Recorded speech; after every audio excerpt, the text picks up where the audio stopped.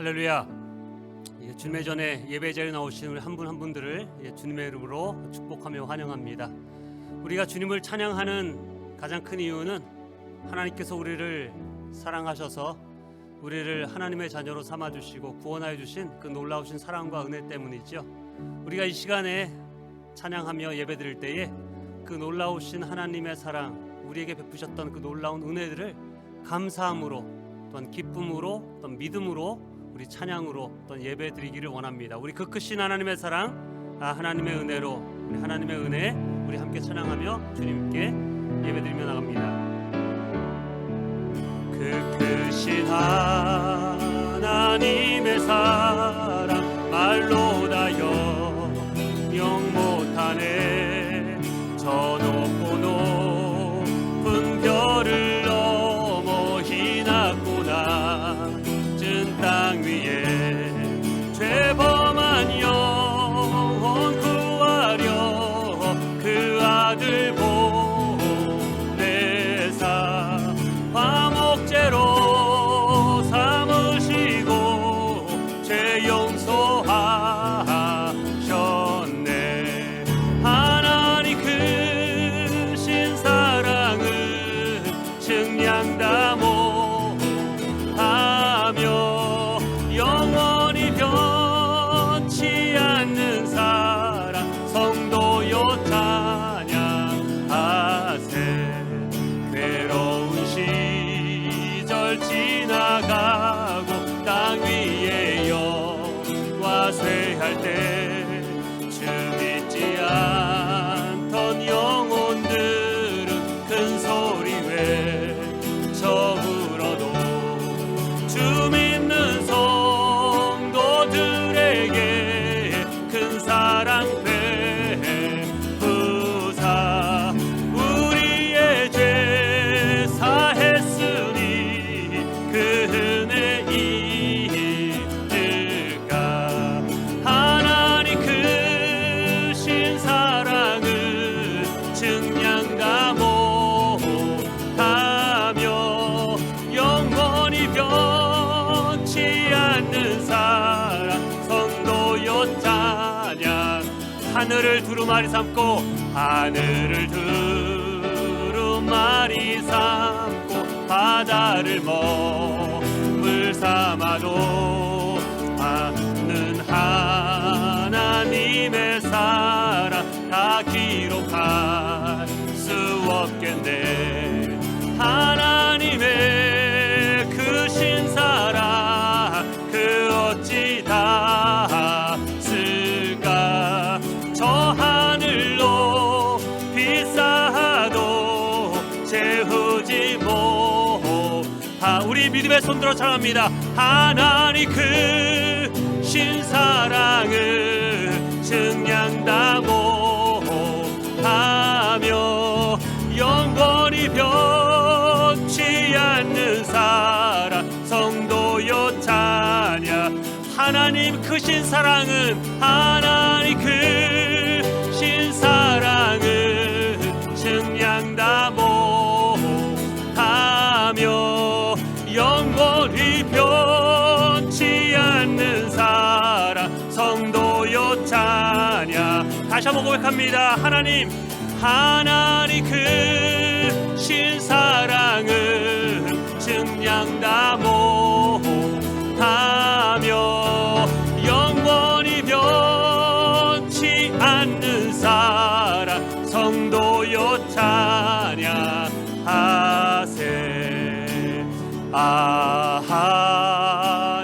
하나님의 은혜로 있을 데 없는 자 왜 구속하여 주는지 난 알 수 없도다. 내가 믿고 또 의지함은 내가 믿고 또 의지함은 내 모든 형편 잘 아는 주님 늘 돌보아 주실 것을 나는 확실히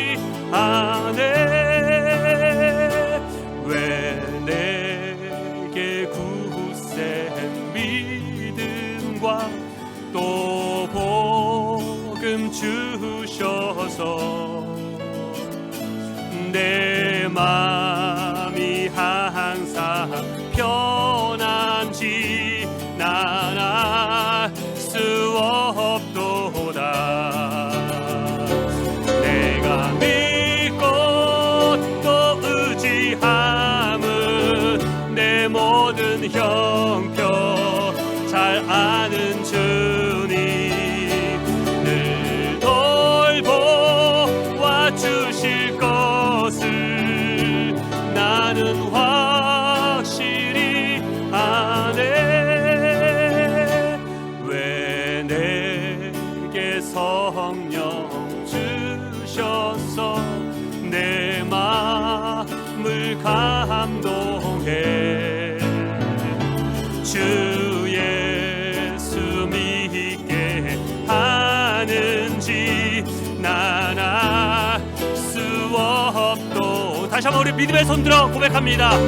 내가 믿고 또 의지함은 내 모든 형편 잘 아는 주님 늘 돌보아 주실 것을 나는 확실히 아네. 내가 믿고 또 의지함은 내 모든 형편 잘 아는 주님 늘 돌보아 주실 것을 나는 확실히 아네. 내가 믿고 또 의지함은 내 모든 형편 잘 아는 주님 늘 돌보아 주실 것을 나는 확실히 아네. 나를 지으신 이가 하나님 나를 부르신 이가 하나님 나를 보내신 이도 하나님 나의 나 된 것은 다 하나님 은혜라.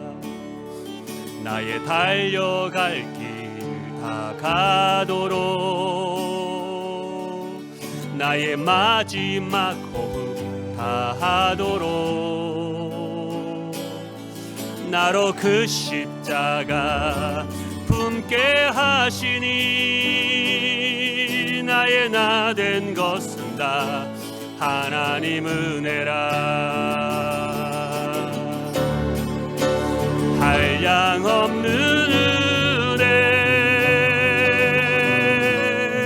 갚을 길 없는 은혜 내 삶을 애워싸는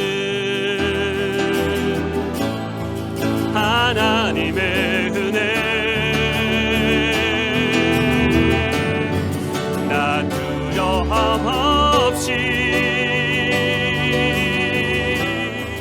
그 땅을 밟음도 나를 붙드시는 하나님의 은혜 한량없는 은혜 갚을 길 없는 은혜 한량없는 은혜 갚을 길 없는 은혜 내 삶을 애워싸는 하나님의 은혜 나 주저함 없이 그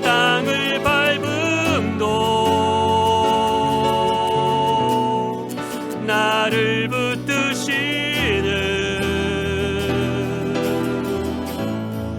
하나님의 은혜, 나를 지으신 이가 하나님,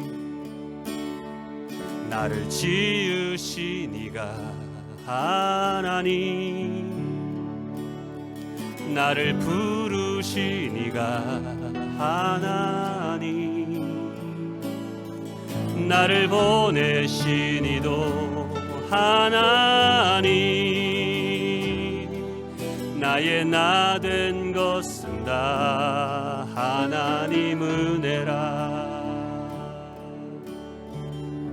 우리 시간에 머리 숙여서 기도합니다. 우리 시간에 하나님 앞에 우리가 예배를 드릴 때 나를 향한, 우리를 향한, 나를 구원하신, 나를 지으시고 인도하시고 나의 모든 형편을 아셔서 돌보시는 그 하나님의 은혜를 생각하면서 감사함으로 주님 앞에 나오기를 원합니다. 이 시간에 드릴 때에, 우리가 기도할 때에 하나님의 은혜에 감사하는 기도, 하나님의 사랑에 감사하는 기도, 내게 필요한 것을 구하는 그런 기도보다도 하나님께서 나를 지키시고 나를 지으시고 나를 아시고 주님께서 나와 함께 하시기 때문에, 그 은혜 때문에, 그 사랑 때문에 주님께서 우리에게 달려가라고 하신 그 길, 주님께서 우리에게 감당하라고 하신 그 사명, 감당할 수 있는 그러한 힘과 능력을 또 예배 가운데 얻을 수 있도록 이 시간에 우리 함께 예배를 위해서, 또 주실 말씀을 위해서 우리 함께 기도하겠습니다. 기도합니다. 아버지 하나님, 이 시간에 간구하며 기도합니다. 주님 붙들어 주시고 인도하시고 역사하셔서 주님께서 원하시는 뜻을 이뤄나갈 수 있는 예배가 되게 하여 주시옵소서.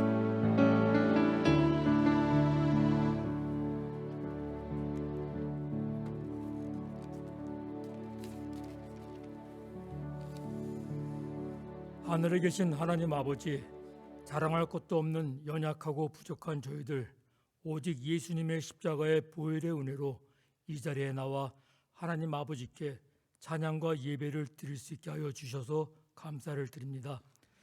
갈수록 불신앙과 욕망, 거짓, 악함이 이 세상을 빠르게 변화시키고 있습니다. 예수님께서 미리 말씀하셨듯이 그리스도를 믿는 너희들은 이 세상에 속하지 않았고 이 세상은 우리를 미워하고 박해할 것이라고 말씀해 주셨습니다. 저희들은 세상 안에서 살고 있지만 세상에 속하지 않았다는 것을 늘 마음속에 깨닫게 하여 주시고, 롯과 같이 세상의 눈을 가지고 잘못된 선택과 인생을 살지 않게 지켜주셨기를 간구합니다. 악한 자들과 죄로부터 보호하여 주시옵시고, 영의 눈을 가지고 하나님의 말씀과 기도 안에서 저희들의 마음과 생각과 믿음을 지켜주시옵소서. 하나님의 자녀로서 정직하고 거룩한 삶을 살 수 있도록 도와주시옵소서.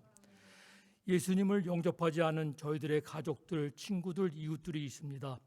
그들의 영혼들을 구원하기 위해 깨워 간절하게 기도케 하여 주시고 전도의 길을 열어주셔서 저희들도 죄를 용서받고 구원받아 영원한 생명을 얻을 수 있도록 은혜를 베풀어 주시옵소서. 세상의 어떠한 환난과 고난과 역경 속에서도 하나님을 더욱더 신뢰하고 사랑하게 하여 주시고, 믿는 자녀들이 더욱더 서로 사랑하고 하나가 되어 해월드 교회가 하나님께서 뜻하시는 모든 일들을 온전히 이룰 수 있도록 은혜를 베풀어 주시옵소서. 하나님의 말씀을 듣습니다. 저들의 마음 문을 열어주시고 하나님의 말씀을 잘 이해하고 깨달을 수 있게 도와주시옵소서. 말씀을 전해주시는 이진수 목사님께 선한 목자이신 예수님의 마음을 주셔서 모든 양들을 생각하고 모든 악한 것들로부터 양들을 지키게 하여 주시옵소서. 하나님께 순종하여서 하나님께 기뻐하시는 목사님이 될 수 있게 굳건히 세워 주시옵소서. 이 모든 말씀 선한 목자이신 예수 그리스도의 이름으로 감사히 기도드리옵나이다. 아멘.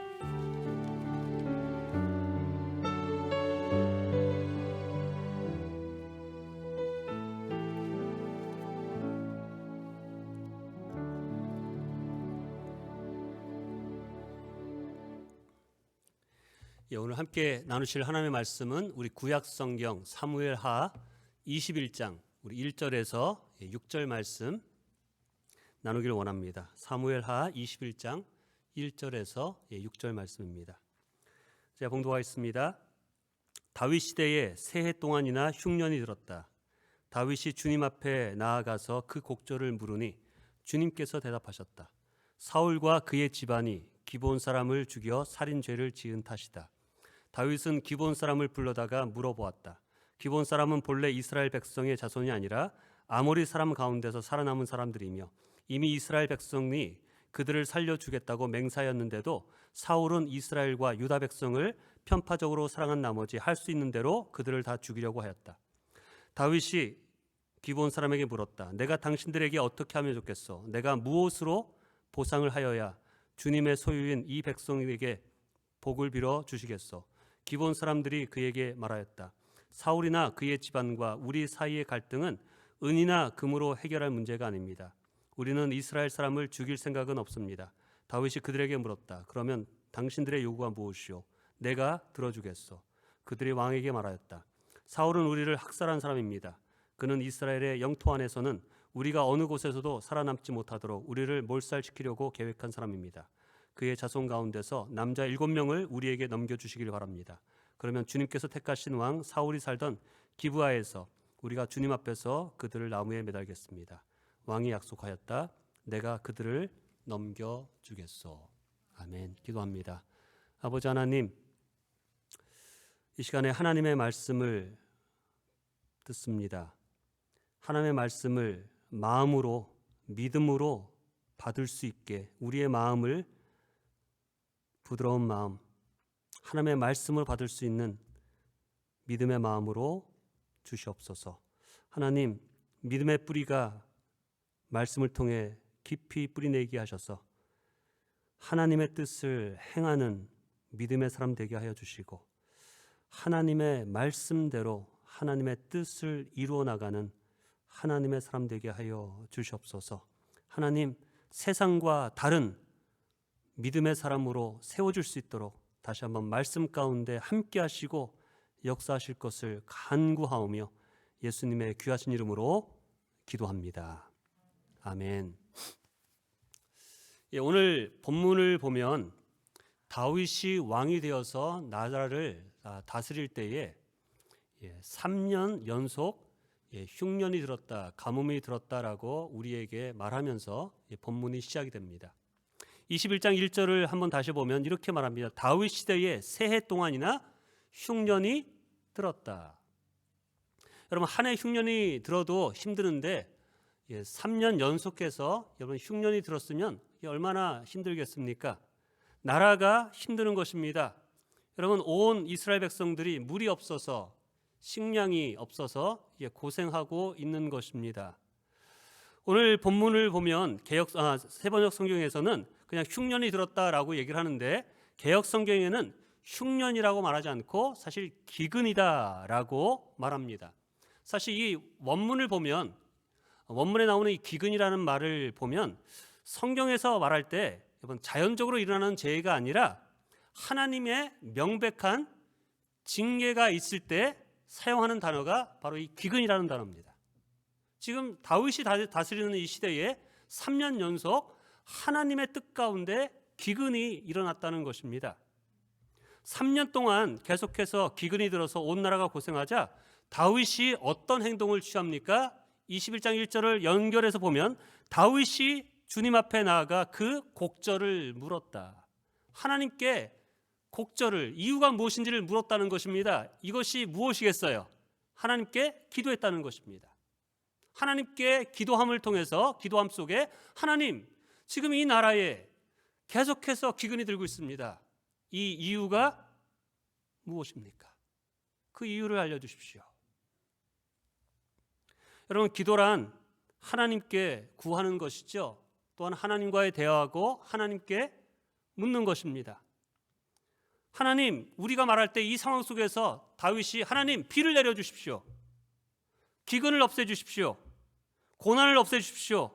이것 해결해 주십시오.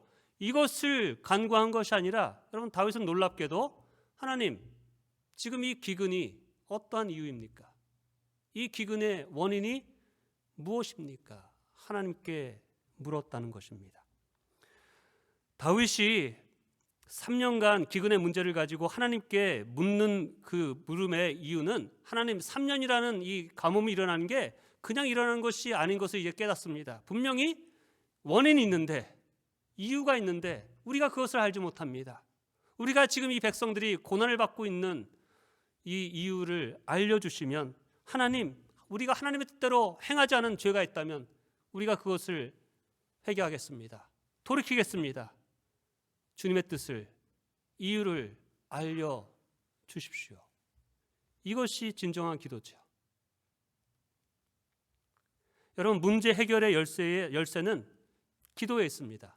그런데 이 기도라는 게 단지 내 문제 해결해 달라고 하는 것이 기도가 아니라 하나님, 지금 이 어려움에 있는 이 상황 속에서 주님의 뜻이 무엇입니까? 내가 깨닫지 못하는 범죄함이 있습니까? 이 기도가 저와 우리 성도님들의, 우리 교회의 기도가 되기를 주님의 이름으로 축원합니다. 여러분, 문제 해결의 열쇠가 기도에 있습니다. 근데 그 기도는 하나님께 묻는 기도입니다. 그게 문제의 해결이죠. 여호수아와 이스라엘 백성들이, 2세대 이스라엘 백성들이 하나님의 뜻 가운데 가나안 땅을 정복해 나갑니다. 여리고성을 정복했습니다. 그리고 두 번째 성인 아이성을 정복하러 나갑니다. 근데 아이성은 말 그대로 작은 성입니다. 충분히 이길 수 있는 성입니다. 그런데 공격해서 나갔는데 전쟁에서 패하고 돌아왔습니다. 백성들이 마음이 무너졌습니다. 여호수아도 이유를 알지 못했습니다. 그러할 때, 전쟁에 패했을 때 여호수아가 한 일이 무엇입니까? 여호수아서를 보면 하나님께 나아가 엎드려 무엇하였더라? 기도하였더라. 뭐라고 기도합니까? 하나님, 다음에 나갈 때는 분명히 이기게 해주세요. 이 기도한 것이 아니라 하나님, 분명히 가나안 땅을 정복하는 것이 하나님의 뜻인데, 아이성을 쳐서 승리하는 것이 하나님의 뜻인 줄 분명히 아는데 우리가 이 전쟁에서 졌습니다. 이 전쟁에서 지은 이유가 무엇입니까? 우리가 이렇게 패한 이유가 무엇입니까? 라고 하나님의 뜻을 진정 알기를 원하는, 하나님의 뜻에 합하기를 원하는 마음을 가지고 하나님께 그 이유를 물었을 때 하나님께서 답하여 주십니다. 우리가 잘 알듯이 여리고성을 쳤을 때 처음 것은 다 하나님의 것이기 때문에 너희는 손에 어떤 것도 건드리지 마라, 다 하나님께 드려라라고 했는데 누군가가 하나님의 것에 손을 대었기 때문에, 이래서는 너희가 절대 가나안 땅을 정복할 수 없기 때문에, 하나님의 말씀대로 온전하게 순종하지 않고는 승리할 수 없기 때문에 내가 패하게 한 것이다. 하나님께서 그 이유를 알려주셔서 그 아간이라는 사람을 잡아서 처단하는 모습이 나오지 않습니까? 여러분, 내가 겪고 있는 어려움들, 문제가 있을 때 여러분, 분명히 하나님께서 우리를 어떨 때는 훈련하시기 위해서 고난을 주실 때가 있습니다. 그러나 어떨 때는 우리를 징계하기 위해서, 우리를 돌이키게 하기 위해서 주시는 고난과 어려움이 있습니다. 여러분, 그것이 어떠하든지 간에 그 고난이 있을 때 우리가 해야 할 일이 첫 번째가 무엇입니까?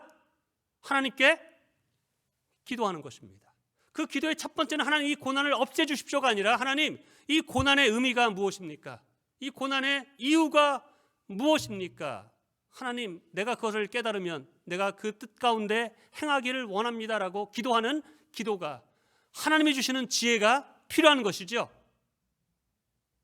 그래서 야고보서 5장 13절에 하나님께서는 우리에게 고난 중에 있을 때 무엇하라고 말합니까?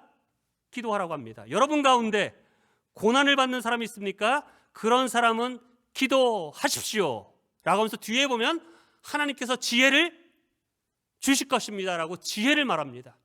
그 고난을 없애주시겠다는 답이 아니라 기도하면, 너희가 구하면 지혜를 주시겠다. 어떤 지혜입니까? 이 고난의 의미가 무엇인지 깨닫게 하는 지혜를 주시겠다는 것이죠. 기도했는데 내가 어떤 죄와 잘못으로 인해서 받는 고난이 아니라면 그것은 기쁨으로 감당하는 인내를 구해야 되는 기도로 바꿔야 되는 것이죠. 그러나 진정 하나님의 뜻 가운데 내가 순종하기를 원하는 마음에서 하나님께 기도했을 때, 여러분, 하나님께서 내가 잘못한 거나 범죄함이나 하나님의 뜻에 올바르게 행하지 않는 일들 가운데 있다면 하나님께서, 성령님께서 우리에게 그것을 깨닫게 하십니다. 동의하십니까? 진정 내 삶 가운데 어떤 일이 일어났을 때 하나님 난 잘못한 게 없습니다 라고 변명이 아니라 하나님 고난 가운데 이것이 나의 문제든 가정의 문제든 교회의 문제든 고난 가운데 하나님 앞에 진심으로 기도할 때 우리에게 깨닫게 하시는 주의 모습이 보이게 되어 있습니다. 여러분 그러할 때 하나님께서 돌이키고 회개하기를 원하시는 것이죠. 그것이 문제 해결되는 방법입니다. 다윗 시대에 3년이나 되는 기근이 있었습니다. 다윗은 3년이나 계속되는 기근이 자연적인 현상이 아니라 하나님이 주시는 명백한 징계라는 것을 드디어 깨닫습니다. 여러분 이것을 깨닫는 자가 지혜로운 자죠. 영적인 지혜죠. 그래서 하나님께 나아가 기근의 원인이 무엇입니까? 드디어 하나님 앞에 간구하고 기도한 것입니다. 다윗이 하나님께 나아가 그 기근의 원인을 묻자 하나님께서 답을 주십니다. 2장 1절을 다시 연결해서 보면 주님께서 대답하셨다. 사울과 그의 집안이 기브온 사람을 죽여 살인죄를 지은 탓이다. 이 3년의 기근이 누구 탓이에요? 사울 왕이 저질렀던 기브온 사람들을 죽였던 그 살인의 죄의 이유다라고 말씀하십니다. 여러분 만약에 다윗이 3년의 기간이 있으면서 불구하고 기도하지 않고 계속 지나갔다면 기근이 3년 안에 끝났을까요? 아닐 것입니다. 4년이 되고 5년이 되고 6년으로 계속 넘어갔을 것입니다. 아마 하나님께 기도하지 않고 그 이유를 묻지 않아서 그것을 해결하지 않았다면 이스라엘의 흉년이 계속되었을 것입니다. 온 백성이 고생을 했을 것입니다. 저는 여기에서 이런 생각을 해봅니다. 기근이 3년째 계속되고 있었어요. 여러분 기근이 1년 됐는데 다윗이 기도했습니까? 안 했습니까? 성경 보니까 기도하지 않았어요. 2년이 지났는데도 기도했습니까? 안 했습니까? 안 했습니다. 여러분 왜 첫 해에 가뭄이 들고 흉년이 들었는데 기도하지 않았을까요? 왜 2년째가 됐는데 왜 다윗이 하나님께 나아가 기도하지 않았을까요? 여러분 이것이 우리가 성경을 좀 묵상하는 방법입니다. 성경엔 답이 나오지 않습니다. 다윗이 왜 1년째, 2년째에 기도하지 않았는지 답을 주진 않습니다. 그러나 우리가 추측할 수 있죠. 우리도 기도하지 않는 이유 중에 하나가 뭡니까? 한 해 가뭄 드는 거 그럴 수 있지. 가뭄 들 수 있지. 자연스럽게 그런 일들이 일어나는 거지. 흉년 첫째와 둘째 해에는 하나님께 나가서 기도하지 않았습니다. 만약에 그때 나가서 기도했으면 하나님께서 답을 주셨을까요? 안 주셨을까요? 주셨을 것입니다. 그런데 다윗도 그 영성이 있다는 다윗도 그런 일이 일어날 수 있는 일이니까 그것이 어떤 죄의 문제가 아니라 자연스럽게 흉년이 들 수 있고 비가 안 올 수 있는 것이니까 라고 지나칠 수 있었다는 것입니다. 그냥 다들 겪는 고난이지 그럴 수 있는 일이지 라고 가볍게 생각할 수 있을 것입니다. 우리 삶에도 그런 고난들이 있을 때 나만 겪는 고난인가? 다른 사람들도 아프기도 하고 병들기도 하고 사고 나는데 다 그런 것이지 라고 기도하지 않는 성도들이 적지 않아 있을 것입니다. 그러나 우리의 삶에 풀리지 않는 어려움, 단지 지나가는 그런 어려움이 아니라 계속해서 그 고난과 어려움이 지속되고 있다면, 그런데도 내가 기도하지 않고 있다면 여러분 지금이 기도해야 될 때입니다. 하나님 앞에 정말로 이 문제와 이 고난과 어려움이 정말 다윗이 10년간 사울왕에게 쫓겨다니면서 훈련받는 고난인지 아니면 어떠한 죄와 해결되지 않는 문제를 내가 아직도 풀지 않기 때문에 하나님께 맡기지 않고 해결하지 않기 때문에 하나님께서 돌이키려고 하시려고 주시는 징계인지 여러분 우리가 기도하러 나가야 합니다. 나만 겪는 어려움 아닌가? 지나가면 해결되는 문제겠지 라고 생각해서는 안 된다는 것입니다. 어떤 사람은 또 이렇게 말하죠. 근데 다 내 팔자야. 내 팔자가 세서 이런 고생하는 거지. 그냥 고생을 그냥 받아들이면서 살아가는 미련함이 있을 수 있습니다. 아닙니다, 여러분. 하나님께서는 우리가 해결되길 원하고 하나님의 뜻 가운데 역전되기를 원하는 것이 하나님이시죠.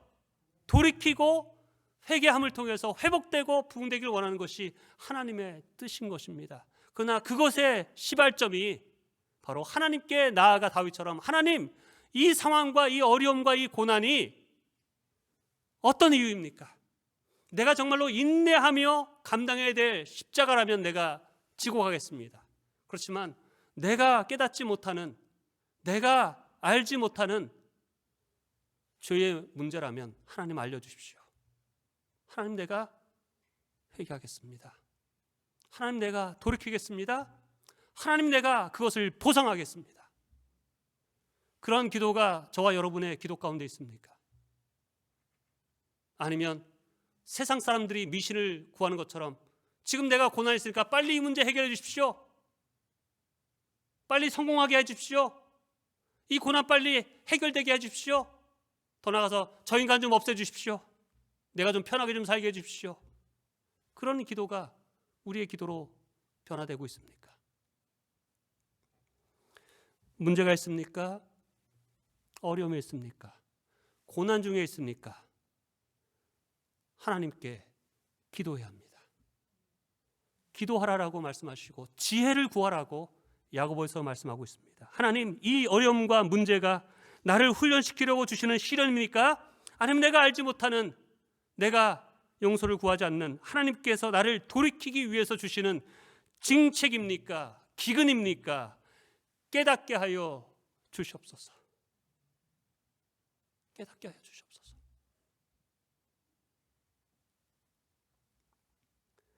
진정 하나님의 뜻대로 순종하기를 원하는, 돌이키고 회복되기를 원하는 마음으로 하나님께 기도할 때 반드시 주님께서는, 성령님께서는 우리에게 깨닫게 하여 주십니다.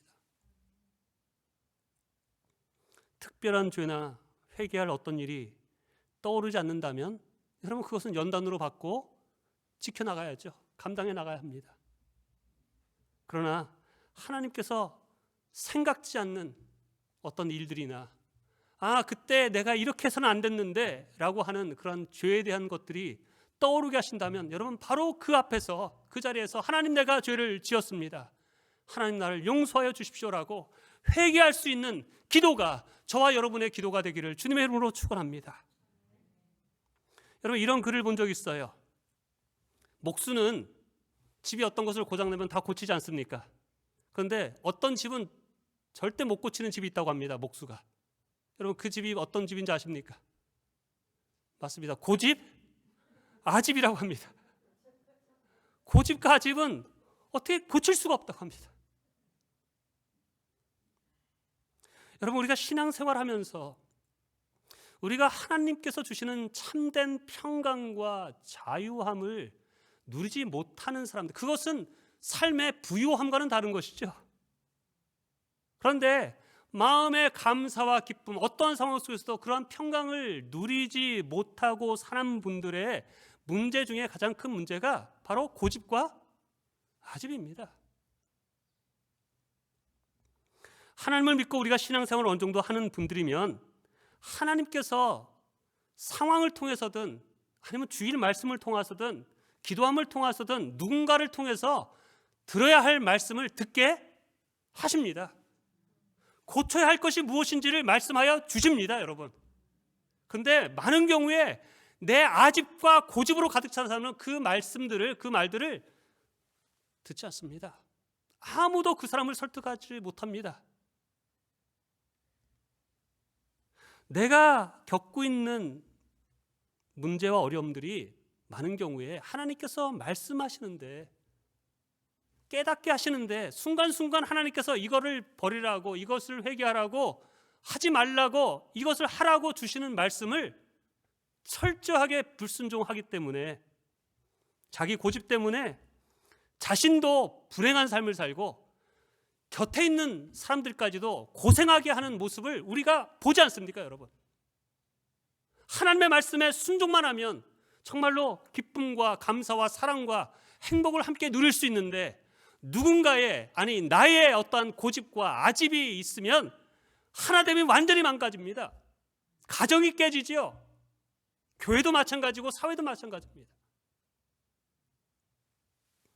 출애굽기에 나오는 대표적인 인물이 바로왕입니다. 바로왕, 하나님께서 보내신 모세를 통해서 하나님의 뜻 분명히 들었고 알았습니다. 뭐예요? 이스라엘 백성을 내보내는 것입니다. 그런데 그 말 듣고 안 듣습니다. 안 들으니까 하나님은 뭘 보내세요? 재앙을 보냅니다. 나일강, 이집트의 젖줄인 나일강, 아니 이집트의 모든 물이 피로 변합니다. 물을 얻지 못하니 얼마나 고생하겠습니까? 물을 얻지 못하니까 고통 가운데 다들 힘들어하니까 드디어 바로왕이 마음이 변해서 데리고 나가라. 물이 정상으로 들어오니까 어떻게 해요? 내가 언제 그런 말 했냐? 하나님께서 두 번째 재앙을 보냅니다. 세 번째 재앙을 보냅니다. 그런데 그때만 약간 마음이 변할 것 같지만 또다시 그게 사라지면 어떻게 해요? 그 고집과 아집을 버리지 못하는 모습으로 10가지 재앙까지 갑니다. 여러분, 바로왕이 미련한 것 같지만 사실 바로왕의 모습이 누구에게 있습니까? 바로 저와 여러분에게 혹시 있지 않습니까? 사실 우리의 죄성은 그렇습니다. 누구 말을 들어요?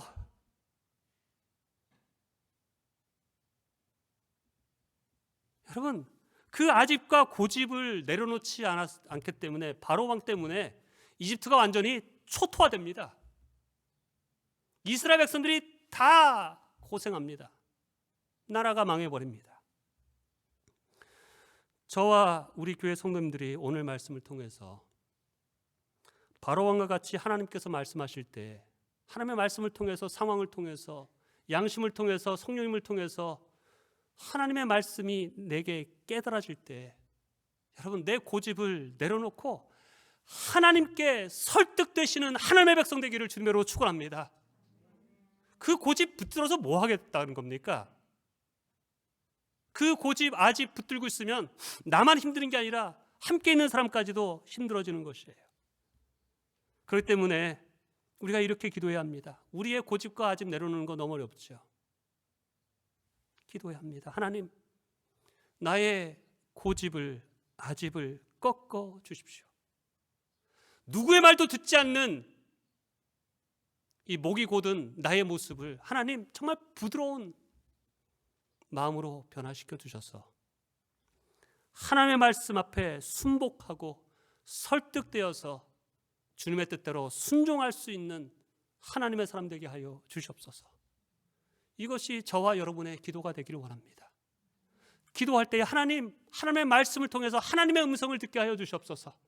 살아가면서 다른 사람의 대화 가운데 상황 속에서도 어떤 일을 보든지 하나님의 말씀을, 하나님의 음성을, 하나님의 뜻을 분별할 수 있는 영적인 지혜를 주시옵소서.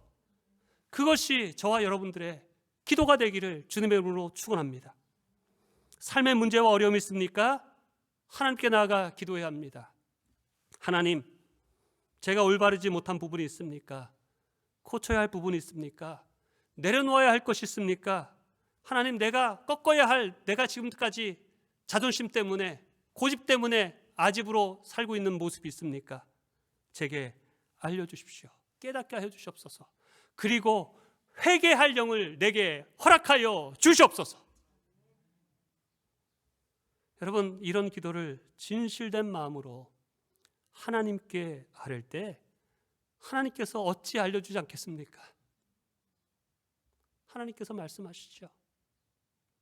성령님께서 우리의 마음을 깨닫게 하십니다. 그래서 각자에게 필요한 돌이켜야 할 말씀을 우리에게 보여주시죠. 의로운 것 같지만 거짓되게 살아가는 모습을, 나의 그 더러운 모습을 보여주십니다.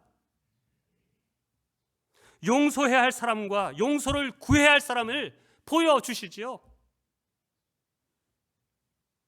하나님께 온전하게 드리지 못하는, 하나님께 드려야 할 물질, 하나님의 것을 아간과 같이 내 것으로 삼았고 살아가는 그런 모습도 보여주십니다. 누군가에게 하지 못할 일, 하지 말아야 할 말, 하나님이 기뻐하지 않는데 내 마음에 누군가에 대해서 미워하고 있는 그 미움의 모습도 여러분 하나님께서 왜 말씀 안 하시겠습니까? 알려주시죠. 근데 우리는 대부분 그런 것을 보여주실 때 막아버리죠. 그럴 수 있지. 상황이 그런데, 그 인간은 그런데. 아닙니다, 여러분.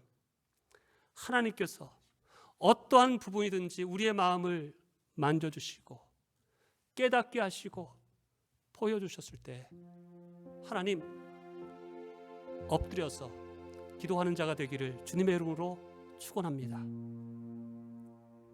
나의 고집, 나의 자존심, 나의 아집, 나의 죄를 회개할 때 여러분 그때 문제의 해결이 시작이 되는 것입니다. 그때 회복이 시작되는 것입니다. 다윗이 기근의 문제를 가지고 하나님께 기도했을 때 그 진실한 마음을 가지고 하나님 무슨 문제입니까? 혹시 제가 어떠한 죄를 졌습니까? 어떠한 것인지 내가 말씀하시면 제가 그것을 지키겠습니다 라는 마음을 가지고 진실의 마음으로 하나님께 기도했을 때 하나님께서 문제를 알려주십니다. 바로 그것이 기브온 사람들을 사울 왕이 학살을 했기 때문이다 라고 알려주십니다. 기브온 사람들에 대한 이야기는 여호수아 7장에 우리가 그래도 알고 있지 않습니까? 여호수아와 이스라엘 백성들이 가나안 땅에 들어가 여리고성을 함락합니다. 절대 무너지지 않을 것 같은 그 거대한 그 강대한 여리고성이 무너지고 아이성이 함락됐다는 말을 듣고 그 지역에서 멀지 않는 기브온 사람들이 두려움에 떱니다. 우리는 도저히 이스라엘 백성이 이길 수 없다. 살 수 있는 방법을 찾자라고 해서 우리가 알다시피 속이기 위해서 굉장히 멀리 떨어진 민족과 같이 떨어진 옷, 떨어진 가죽 부대, 포도주 부대, 곰팡이 난 빵들을 가지고 여호수아와 이스라엘 백성을 찾아옵니다. 그리고 말합니다. 우리는 멀리 있는 족속인데 그 소식을 들었습니다. 우리는 당신들과 싸울 의도가 없습니다. 우리가 화친하길 원합니다. 보니까 정말로 초라해 보여요. 멀리 떨어져 있는 것 같아요. 근데 그때도 사실 기도하지 않고 화친을 맺습니다. 오케이, 화친을 맺지만 너희는 우리들의 종이 되어서 우리를 섬겨라 라고 해서 우리는 절대 너희를 죽이지 않겠다, 침략하지 않겠다라고 화친을 맺었는데 알고 보니까 바로 옆 동네예요. 속은 겁니다. 그러나 언약은 언약이기 때문에 하나님 앞에서 맺은 언약이기 때문에 여호수아와 이스라엘 백성들이 기브온 족속들을 살려둡니다. 그런데 사울이 왕이 된 후에 어떤 이유인지 모르지만 기브온 사람에 대해서 어떤 이유인지 모르지만 기브온 사람들을 완전히 다 멸살시키기 위해서 학살 정책을 나갑니다. 그래서 수많은 기브온 사람들이 죽었습니다. 여호수아 때에 언약한 그 언약을 깨고 죽여버린 것입니다. 그런데 하나님께서는 다윗이 왕이 된 후에 3년의 기근이 바로 하나님의 언약을 깨고 기브온 족속을 죽였던 사울 왕의 죄 때문에 지금 이 기근이 일어나는 것이다. 생각지 않는 이유를 말씀하십니다. 그것이 3절의 말씀이죠. 다윗이 기브온 사람에게 물었다. 내가 당신들에게 어떻게 하면 좋겠소? 내가 무엇으로 보상하여야 주님의 소유인 이 백성에게 복을 빌어주겠소? 이 기브온 사람들이 용서를 해줘야 이 기근이 끝난다는 걸 아는 것입니다. 그래서 기브온 사람들의 대표들을 불러와서 하나님께서 이런 말씀하셨고 우리가 사울왕 때에 그러한 일을 했다는 것 때문에 하나님께서 이 말씀하셨는데 우리가 그러면 어떻게 하면 좋겠소? 어떻게 보상하겠소? 라고 다윗이 나서서 기브온 사람들에게 말합니다. 여러분 3년 기근의 문제는 자신이 아니라 바로 자신의 선임왕이었던 사울왕이 화친을 맺었던 기브온 족속들을 죽였기 때문에 일어난 일입니다. 다윗이 책임이 있습니까? 없습니까? 다윗 왕에게 책임이 있습니까? 없습니까? 아무런 책임이 없습니다. 다윗이 한 일 아닙니다. 다윗과는 아무런 무고한 일입니다. 그런데 다윗은 사울 왕의 죄에 대해서 자신이 보상하겠다고 어떻게 보상하면 되겠냐고 그들에게 겸손하게 자신을 낮추어서 물어보고 있는 것입니다. 자신이 책임지겠다라고 말하는 것입니다. 여러분, 다윗에게 사울왕은 어떤 왕입니까? 자신을 사랑하고 사울왕에게 은혜를 빚진 자입니까? 아닙니다. 사울왕 때문에 정말로 죽을 고생을 하고 정말 원수 같은, 정말로 인생에 만나지 말아야 할 나에게 상처와 힘듦과 아픔을 주었던 사람이 아닙니까? 그런데 사울왕이 책임져야 할 일에 대해서 놀랍게도 다윗이 누가 책임지겠습니다? 제가 책임지겠습니다. 제가 어떻게 용서를 구하고 어떻게 보상하면 되겠습니까? 라고 말하는 것입니다. 여러분, 이것이 하나님께서 우리에게 원하시는 참된 신앙의 모습이죠. 세상은 책임지겠다, 보상하겠다 아니라 책임져라. 네가 책임져라. 가만두면 안 된다. 그것이 세상이 말하고 세상이 원하는 방법이 아닙니까? 세상 사람 같으면 너희들이 사울왕의 집안에 가서 너희가 알아서 해라. 나하고는 상관없습니다. 하나님께도 하나님 그건 나하고 상관없는 일 아닙니까? 사울왕이 잘못해서 한 건데 왜 나한테 이러십니까? 라고 해야 될 텐데 다윗은 그러지 않습니다. 제가 보상하겠습니다. 제가 그 일에 대해서 책임지겠습니다. 내가 용서를 구합니다. 말만 용서가 아니라 그러면 어떻게 해야지만 이 이스라엘 백성들이 이 기근에서 벗어나야 되는데 어떻게 하면 좋겠습니까? 라고 질문하는 것입니다. 세상 사람들은 모든 문제의 원인은 누구의 탓이라고 말합니까? 누구의 탓이라고 얘기해요? 다 남 탓이죠. 가정의 문제, 부부의 문제, 제 탓입니다라고 하는 분을 찾기 정말 어렵습니다. 다 누구 탓이에요? 남편들. 우리 가정의 문제 누구 탓입니까? 아내들. 내 자녀의 문제, 남편이, 아내가 제대로 교육 안 시켜서, 학교가 제대로 교육시키지 않아서, 교회에서 신앙을 책임지지 않아서 내 문제라고 말하는 사람들이 별로 없습니다. 교회에 문제가 있으면 누구 탓이라고 합니까? 말하세요. 가장 많이 말하는 건 목사 탓이죠.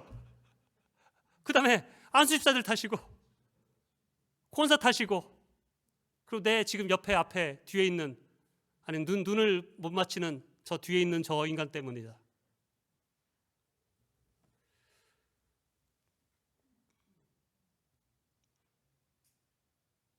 내가 한 잘못에 대해서는 다 합리화시킵니다.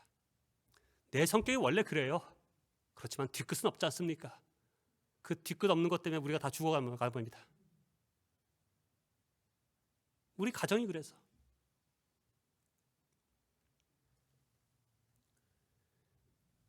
자기가 문제를 만들었고 자신이 풀어야 할 문제를 다른 사람 탓, 당신이 해결해야죠. 여러분, 그러한 가정, 그러한 교회, 그러한 사회는 문제가 해결될 가능성이 없습니다. 문제는 자신이 일으키고 책임과 해결은 내가 아닌 다른 사람이 해야 된다라고 생각하고 말하는 사람이 얼마나 많습니까? 여러분, 그렇습니다. 어떤 일은 따지고 보면 정말로 나하고는 상관없는, 내 잘못하고는 전혀 상관없는 일들이 있습니다. 그러면 어떡합니까? 다 비난의 손가락으로, 나는 의로우니까, 나는 상관없으니까, 높은 교만의 자리에서 판단하고 비난하고 이래 했어야 되는데 저래야 되는데 라고 말하지 않습니까? 세상의 모습이죠.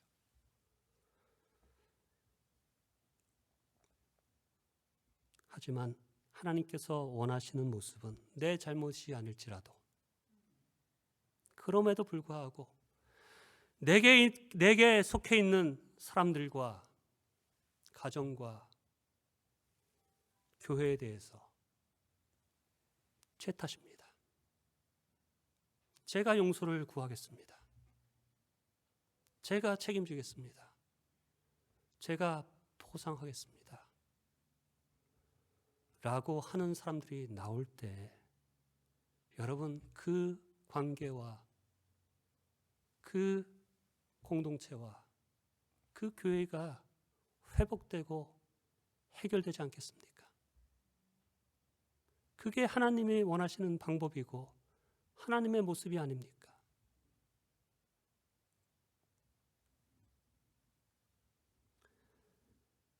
그러할 때 그 가정, 그 관계, 그 교회, 그 사회, 그 나라가 소망이 있는 것이죠.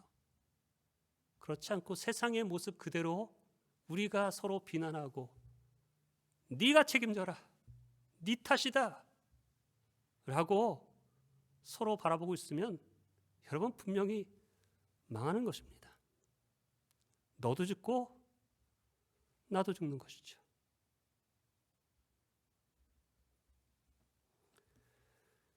성경을 보면 내가 책임지겠습니다 라고 해서 문제와 해결과 동시에 하늘의 축복을 받은 사람들이 있습니다. 내가 책임지겠다고 하는 대표적인 분은 예수님이시고요. 그렇죠? 예수님이 아닌 분을 제가 한 분을 찾는다면 의외로 제가 볼 때 구약에 나오는 야곱의 아들 중에 유다라는 사람입니다. 야곱에게 12아들이 있었습니다. 야곱의 아들들이 이스라엘을 구성하는 12지파가 되지요. 여러분, 예수님이 태어난 지파 야곱의 아들 중에 누구의 지파입니까? 누구 아들의 후손입니까? 유다입니다. 유다는 야곱의 4번째 아들입니다. 성경에 보면 가장 유력한 지파, 예수님이 태어난 지파, 다윗의 지파, 전쟁에 나갈 때 항상 앞서서 나갔던 지파, 다른 지파가 아니라 바로 유다의 지파입니다. 여러분, 그 유다의 지파가 그렇게 축복을 받았던 이유가 그냥 된 게 아니라는 거예요. 저는 이것을 묵상할 때 왜 하나님께서 유다를 통해서 하나님의 놀라운 역사를 이끌었을까? 분명히 이유가 있지 않겠습니까, 여러분? 12명 중에 아무나 잡아서 내가 얘를 택해서 좋게 할 게 아니라 그래도 그 12명 중에 하나님께서 택할 수 있는 그 이유가 무엇일까를 묵상할 때 바로 유다의 삶 가운데는 내가 책임지겠습니다라는 그 믿음이 있었기 때문이라고 저는 믿습니다. 여러분, 유다가 구약을 보면 인품이나 믿음이 뛰어난 사람이 절대 아니었습니다. 특별히 유다가 나오는 모습을 보면 여동생 디나가 세겜 사람에게 강간당하자 칼을 들고 동네 사람들을 다 죽여버린 사람이 바로 유다입니다. 특히 동생 요셉을 시기하고 미워하여서 구덩이에서 건져내서 죽이려고 하다가 팔아먹었던데 가장 앞선 사람이 누구냐면 유다입니다. 앞의 모습을 보면 완전히 개차반입니다. 믿음의 모습이 전혀 보이지 않습니다. 그런데 유다의 삶을 보면 나중에 자신의 잘못을 깨닫고 문제 속에서 책임지는 모습을 보여줍니다. 그게 뭐냐면 요셉이 이집트의 노예가 되어서 살다가 총리가 됩니다. 가뭄이 들어서 야곱의 형들이 이집트를 찾아가지 않습니까? 음식을 찾으러. 그때 베냐민을 데려갑니다. 야곱이 사실 요셉보다 훨씬 더 총애했습니다. 요셉이 죽은 줄 알고. 요셉이 형들이 데려온 베냐민을 봅니다. 그리고 형들의 마음을 테스트하기 위해서 잘 대접하고 곡식을 자루에다 가득 채워준 다음에 자신이 가장 소중하게 여기는 은잔을 베냐민 가방 속에 숨기라고 합니다. 그리고 보내죠. 어느 정도 시간 지난 다음에 군사를 보내서 그들을 다시 잡아옵니다. 내가 너희들을 이렇게 환대해줬는데 어떻게 내가 가장 귀하게 생각하는 은잔을 너희가 훔쳐갈 수 있냐, 이 도둑놈들아 라고 호통을 치니까 형들과 동생들이 다 말합니다. 우리는 절대 그럴 일이 없습니다. 만약에 그 은잔이 나오는 사람이 있다면 죽이십시오. 평생 잡아서 고생시키십시오. 노예로 삼으십시오. 그래서 뒤지기 시작하는데 누구 거에 나와요? 베냐민한테 나옵니다. 베냐민한테 나옵니다. 온팍 베냐민이 책임져야 합니다. 여러분, 그때 놀랍게도 다른 사람이 아니라 바로 유다가 나서서 요셉에게 엎드려서 바짝 무릎 꿇고 요셉에게 말합니다. 간구합니다. 그게 창세기 44장에 나옵니다. 44장에 보면 이렇게 합니다. 베냐민은, 제 말 좀 제발 들어주십시오. 베냐민은 아버지 야곱에게 가장 사랑받는 막내입니다. 그 외에 동생이 하나 있었는데 그 동생이 죽어서 아버지 야곱은 막내 베냐민을 더 사랑하고 아끼고 있습니다. 우리가 이곳에 올 때에 베냐민을 데리고 왔지만 아버지에게 베냐민을 꼭 다시 데려오겠다고 약속하였습니다. 왜 은잔이 베냐민 집에서 나오는지 모르지만 막내 베냐민은 제발 용서하시고 나머지 형제들과 돌려보내시고 나를 죽이시든지 평생 노예로 삼으시든지 나에게 책임을 물어 주십시오 라고 요셉에게 호소합니다. 이 문제를 내가 책임지겠다는 것입니다. 내가 훔치지 않았지만, 나에게는 책임이 없지만 이 동생의 문제를 내가 책임지겠습니다.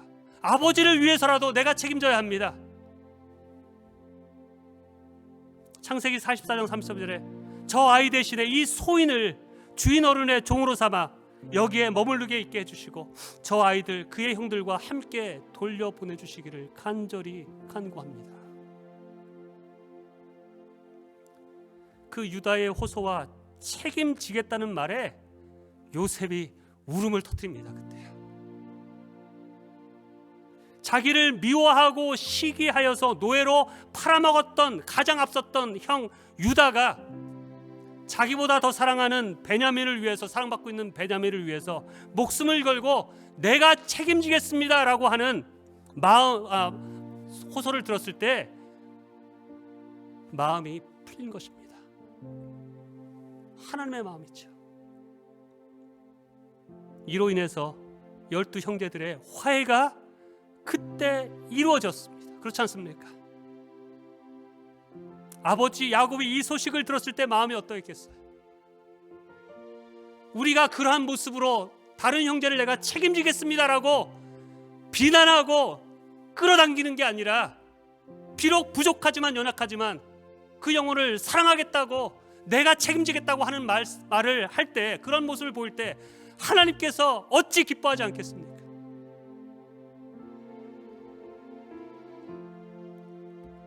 그 책임지라는 마음 때문에 문제가 해결되었고,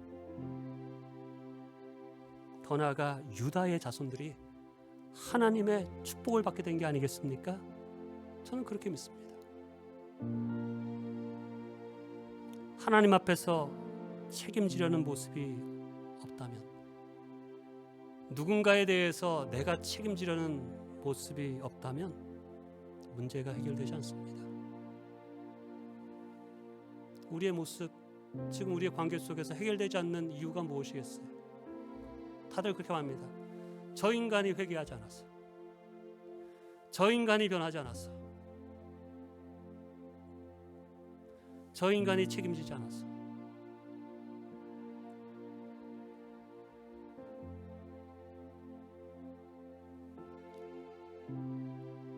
내가 그 문제를 책임지려고 하나님 앞에 나아갈 수 있는 그 마음이 저와 여러분의 마음이 되기를 원합니다. 여러분, 그것이 하나님이 기뻐하시는 마음 아니겠어요? 그것이 화해의, 회복의, 부흥의 기초가 되지 않겠습니까? 사랑하는 성도 여러분, 삶에 풀리지 않는 문제가 있습니까? 하나님께 나아가십시오. 하나님께 기도하십시오. 하나님께 물으십시오. 이 문제와 어려움이 무슨 이유입니까? 하나님께 제가 회개해야 할 문제가 있다면 깨닫게 하셔서 회개할 영을 주시고, 하나님, 더 나아가 나의 믿음이 나는 의롭습니다, 나는 아무런 잘못이 없습니다 라고 그치는 자가 아니라, 내가 잘못이 없을지라도, 내가 책임지지 않아도 될지라도 하나님, 제가 그 영혼을 위해서, 그 일을 위해서 책임지겠습니다. 하나님, 나에게 유다와 같은 신앙을 허락하여 주시옵소서. 그 기도가 저와 여러분들의 기도가 되기를 주님의 이름으로 축원합니다. 아멘. 기도하겠습니다. 이 시간에 머리 숙여서 먼저 기도합니다. 여러분은 어떠한 기도로 하나님 앞에 나아가고 있습니까? 세상 사람들이 미신을 믿는 것처럼 하나님 이 문제 해결해 주십시오, 비를 내려 주십시오, 편하게 해 주십시오, 이것저것 이렇게 내 뜻대로 해 주십시오라고 기도해 나가고 있습니까? 아니면 어떠한 사람들처럼 아예 기도도 포기하고 내 탓이 내 인생이 이렇지, 내 팔자지라고 하나님께 기도조차 하지 않고 혹시 살아가고 있습니까? 이 시간에 하나님 앞에 엎드려 기도할 수 있는 기도의 영을 달라고 기도합니다. 내 삶에 힘들고 어려운 문제들, 원망과 불평과 탓으로만 나타나는 것이 아니라 이 문제의 어려움과 이 고난의 이유가 무엇인지를 하나님께 기도할 수 있는 마음을 주시옵소서. 기도하게 하여 주시고 하나님께서 알려주시는 하나님의 그 해답을 분별할 수 있게 하늘의 지혜를 주시옵소서. 회개하게 하여 주시옵소서. 더 나아가 하나님, 내가 책임지는 자로 서게 하여 주시옵소서. 책임지는 자가 되어 문제를 해결하는 승리자의 삶을 살게 하시고 나로 인하여서 화목과 회복과 부흥의 놀라운 역사가 일어날 수 있도록 우리 주여 삼창하고 함께 기도하겠습니다. 주여, 주여, 주여.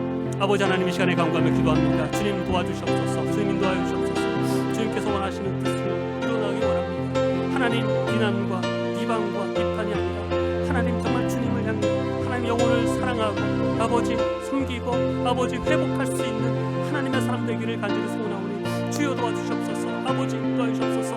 아버지 도우시고 인도하여 주시옵소서. 다시 한번 우리에게 정말 회개의 영을 주시고 기도함을 통해 하나님의 아버지 주시는 아버지 깨달음과 하나님 주시는 음성과 하나님 주시는 알려주심을 분별할 수 있는 하나님의 사람 되기를 간절히 소원하오니 주여 도와주시옵소서. 아버지 인도하여 주시옵소서. 하나님 축복하시고 역사하여 주시옵소서. 아버지 회개의 영으로 모으시고 인도하여 주시기를 간절히 소원합니다. 하나님 붙들어 주시옵소서. 아버지 함께 하여 주시옵소서. 아버지 붙들어 주시옵소서. 아버지 함께 하여 주시고 하나님 지혜를 주셔서 내가 마땅히 감당해야 될, 마땅히 책임져야 할, 마땅히 기도해야 될 기도의 모습들을 알게 하여 주시옵소서. 인도하시고 역사하여 주시옵소서. 아버지 하나님, 이 시간에 하나님의 말씀을 들었습니다. 우리의 삶 가운데 풀리지 않는 문제가 있습니까? 어려운 가운데 있습니까? 하나님 앞에 나와 기도하기 원합니다. 진심으로 하나님께 그 이유를 묻고 하늘의 지혜로 분별력을 가지고 내게 주시는 하나님의 뜻을 내가 고쳐야 하고 돌이켜야 하고 회개할 것들을 깨달아 회개하는 그 회개의 영을 우리에게 허락하여 주시옵소서. 하나님, 더 이상 비난하고 비방하고 끌어내리고 책임을 묻고 책임을 지라고 외치는 세상의 소리가 아니라 유다와 같이 내가 책임지겠습니다라고 그 영혼을 정말로 하나님의 마음으로 품을 수 있는, 그로 인하여서 놀라운 하나됨과 화합됨과 부흥함이 일어나는 그러한 관계들, 그러한 가정, 그러한 목장, 그러한 교회가 될 수 있도록 주님, 우리에게 성령으로 충만케 하여 주시고 하나님의 마음을 알아 하나님의 뜻 가운데 행할 수 있는 책임지는 자의 삶을 살게 하여 주시옵소서. 예수님의 귀하신 이름으로 기도합니다. 아멘. 우리 죄짐 맡은 우리 구주 어찌 좋은 친구인지 주님께 우리가 아래는 찬양으로 들려 전하겠습니다. 죄짐 맡은 우리 구주 어찌 좋은 친구인지 걱정 근심 무거운지 우리 주께 맡기세. 주께 고함 없는 고로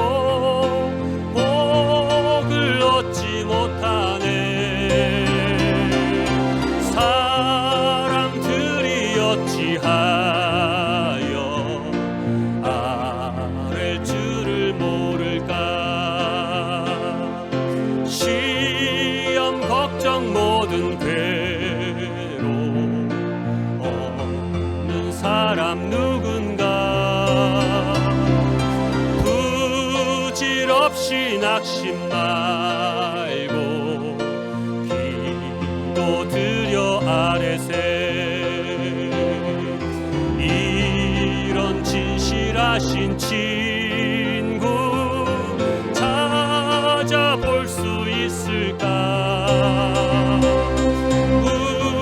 우리 약함 아시오니 어찌 아니아랠까? 근심 걱정 무거운 짐, 근심 걱정 무거운 짐 아니 진자 누군가? 피난처는 우리 예수 주께 기도드리세. 세상 친구 멸시하고 너를 조롱하여도 예수 품에 안기어서 참된 위로 받겠네.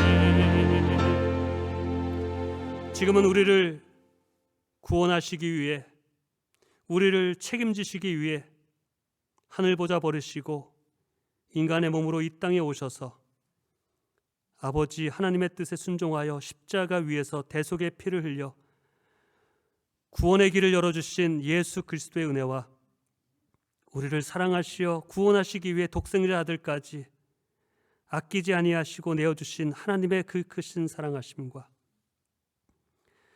주님의 말씀에 순종하여 책임지고자 결단하는 하나님의 사람들 위해 성령님의 감화 감동하심과 충만하심이 지금부터 영원까지 함께 하시기를 구원의 이름, 능력의 이름, 예수 그리스도의 이름으로 축원하옵나이다.